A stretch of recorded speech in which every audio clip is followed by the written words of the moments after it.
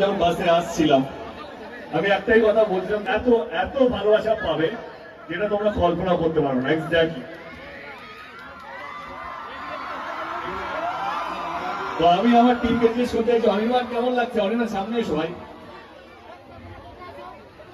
Super super super লাগছে। আমি আমি আগেই বলছিলাম যে এরকম একটা বড় ছবি, যেটাকে বলা হচ্ছে বাংলা বাহুবলী, এত বড় ক্যানভাসে এত মানুষের সামনে কমার্শিয়াল সিনেমা, বড় সিনেমা মানে মানুষের, এই আইডিয়া দেবে যে মানুষের ছবি যদি করতে হয়, মানুষের কথা যদি বলতে হয়, তাহলে মানুষের কাছে গিয়ে বলতে হবে।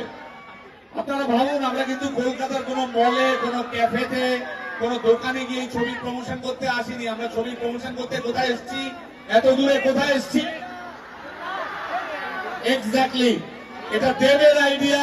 খাদানেও প্রমাণ করে দিয়েছে যে বাংলা ছবি শুধু শহরের নয়, আবার হাত ধরে জেলার মানুষের কাছে ফিরবে। বাংলা ছবি সব বাঙালির। জয় বাংলা সিনেমা।